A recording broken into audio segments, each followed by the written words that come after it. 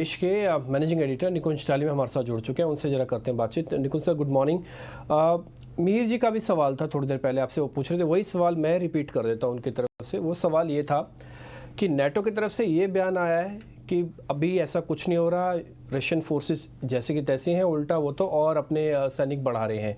फिर रॉयटर से खबर आई कि नहीं, उनके सैनिक तो जा रहे हैं।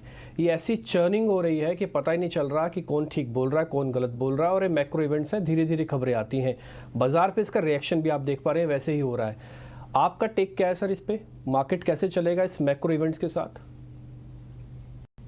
भाई, जब खबर कंफ्यूजिंग है तो मार्केट भी कंफ्यूजिंग रहेगा डिम्पी, एक जाहिर सी बात है।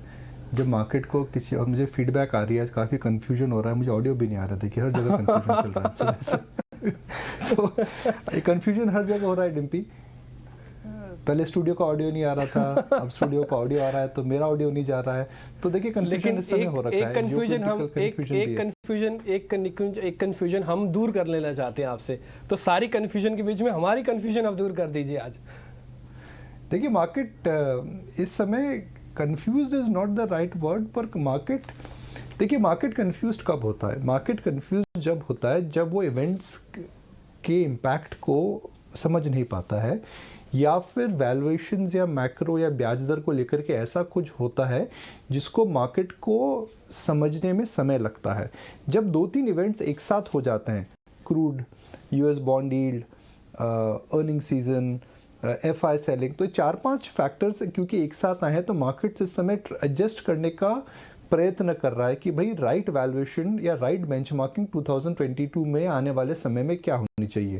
देखिए 2021 की और 2020 के कुछ हद तक एक राइट बेंचमार्किंग थी, low liquidity, lot of liquidity, and money will come back to growth dominated sectors which would not get affected because of COVID। तो हमने देखा 2020 और 2021 में उन सेक्टर्स में पहले उछाल मिला जिनको कोविड से असर नहीं पड़ा था, आईटी, जिनको कोविड से बेनिफिट मिला था, फार्मा, जिनको कोविड से मार पड़ी थी वह सेक्टर अंडर परफॉर्म करे। मगर अब चीज़ें बदल रही हैं, इंटरेस्ट रेट्स ऊपर जा रही हैं, क्रूड को लेकर के चैलेंजेस आ रहे हैं, कमोडिटी के अंदर अभी भी हम देख रहे हैं कि एक प्रकार का ये जो अप ट्रेंड था वह भी इंटैक्ट है।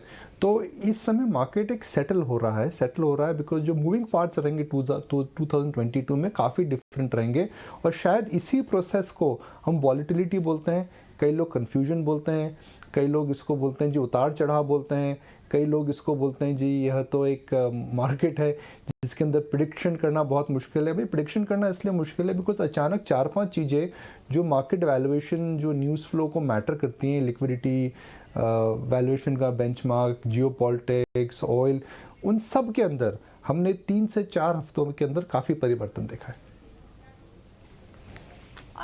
मॉर्निंग निकुंज, तो ये बड़ी खबर, बड़ा फैक्टर ग्लोबली जो बाजारों पे वेट कर रहा है, इसकी तो हर अपडेट पर हम नजर बनाए हुए हैं, लेकिन आपसे और व्यू समझना चाहेंगे सेक्टर स्पेसिफिक भी। कल हमने यूएस मार्केट्स को अगर हम वहाँ डिस्कस करें तो कल हमने देखा कि वहाँ दोनों सेंटिमेंट्स हावी रहे। आप एफओएमसी जो जनवरी की बैठक हुई उसके मिनट्स जारी होने के बाद बाजार में अच्छी खासी वॉलेटिलिटी दिखी। पहले बाजार नीचे जाता है, रिकवर भी होता है, लेकिन फिर भी एक प्रेशर के साथ, और बहुत मिक्स क्यूज यूएस मार्केट से निकल कर आए। लेकिन कुछ सेक्टर्स के लिए जो आउटलुक दिख रही है, अब अगर आप ऑटो स्पेस की आउटलुक की बात करें, वहाँ अच्छी दिख रही है। वहाँ की एक बड़ी कंपनी जो आर्टिफिशियल इंटेलिजेंस में है, उसने आउटलुक अच्छी दी है। टाटा, पूरे ऑटो स्पेक्ट पे अगर स्पेसिफिकली टाटा मोटर्स की बात करें तो वहां पर ब्रोकरेज हाउसेज अब बड़ी रिपोर्ट्स दे रही हैं। तो आपको लगता है कि ये अब टेलविंड्स रह जाएंगे? सेमीकंडक्टर शॉर्टेज, ऑटो पैक की अंडर परफॉर्मेंस के जो बड़े रीजंस थे, अब वो एक पास्ट है? प्रियंका, काफ़ी लंबा सवाल था। इस सवाल का आंसर जी हाँ आप जो बोल रहे हैं सही रहेगा, बिकॉज इस समय जो सेमीकंडक्टर कंपनियों को लेकर के जो सेमीकंडक्टर चिप की जो शॉर्टेज आई थी वह 2022 में कम हो जाएगी। तो सबसे बड़ा बेनिफिशियरी इसका ऑटो सेक्टर रहेगा।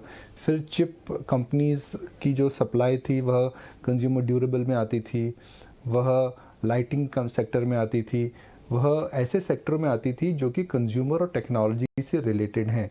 तो अगर सप्लाई डिस्ट्रप्शन जो आई थी वह कम होती है तो आपको उन शहरों में जाना चाहिए, उन कंपनियों में जाना चाहिए जहां पर डिमांड अभी भी अच्छी है, और सप्लाई जब वापस आएगी तो डिमांड, देखिए 2 चीज़ें होती हैं।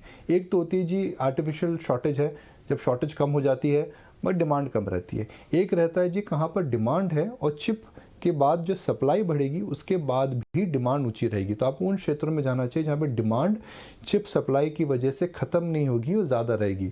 तो टाटा मोटर सब जानते हैं चिप का इशू हुआ था, ऑटो सेक्टर सब जानते हैं जिनको चिप का इशू हुआ था। मुझे लगता है कुछ कंज्यूमर ड्यूरेबल कंपनीज में भी इस बात को लेकर के इस वजह से काफ़ी बेनिफिट हो सकता है। मगर मेन मुद्दा प्रियंका वो नहीं है। मेन मुद्दा शेयर बाज़ार में चिप शॉर्टेज या फिर जियोपॉलिटिक्स नहीं है। मेन मुद्दा जैसे मैंने आपको बताया इस समय है मार्केट एक एडजस्ट कर रहा है काफ़ी मूविंग वेरिएबल्स को लेकर के, और उस एडजस्टमेंट के अंदर हम देख रहे हैं कि काफ़ी सेक्टर ऊपर नीचे जा रहे हैं। मैं 2 उदाहरण आपको देखता हूँ। मैं प्रोड्यूसर साहब से दरखास्त करूंगा जी, 1 साल का बजाज फाइनेंस का चार्ट फायर करिए, उसके बाद 1 साल का ICICI बैंक का चार्ट फायर करिए, 1 साल का HDFC बैंक का चार्ट फायर करिए, भले आप कंपेयर कर सकते हैं। और 3 फाइनेंशियल सेक्टर्स के दिग्गज हैं और तीनों के अंदर डिफरेंट रिटर्न है। Bajaj finance has been an out performer, ICICI bank ने धड़ल्ले का रिटर्न दिया है, और HDFC बैंक जिसमें नतीजे खराब थे, मेरे को लगता है नतीजे खराब नहीं थे इतने, फिर भी उसने अंडर परफॉर्म कर रहा है। तो यही मार्केट है, ये मार्केट एडजस्ट हो रहा है और रिस्क डोमिनेशन इस समय चेंज हो रहा है। तो अगर एक आज और कल की बात करें, इस हफ्ते और अगले हफ्ते की बात करें, मुझे लगता है कि HDFC bank, HDFC group stocks के अंदर काफ़ी ज़्यादा इस समय पेसिमिज्म हो रखा है कि भाई फॉरेनर्स ओन करते थे, बेचते रहेंगे बेचते रहेंगे बेचते रहेंगे। ऐसा नहीं होता है, वैल्यूएशंस भी मैटर करती हैं। तो I will not be surprise that there could be a dead cat bounce और there could be a technical bounce in HDFC bank, HDFC limited, even HDFC life and HDFC AMC। हम LIC issue की बात कर रहे हैं, but SBI mutual fund का भी issue आने वाला है। तो जाहिर है जितने भी AMC स्टॉक्स हैं वो शायद SBI MF के इशू के पहले उनके अंदर हम देख सकते हैं कि थोड़ा किसी प्रकार का उछाल आ सकता है। तो आज या इस हफ्ते या अगले कुछ दिनों के लिए HDFC ग्रुप ऑफ स्टॉक्स में नजर रखिए। HDFC ग्रुप स्टॉक्स पर नजर और साथ ही AMC स्टॉक्स पर नजर, वहां स्पर्ट आने की उम्मीद है। चलिए, बहुत बहुत शुक्रिया निकुंज इस एनालिसिस के लिए, हमारे व्यूअर्स को ये इतनी आसानी से समझाने के लिए बहुत बहुत शुक्रिया आपका।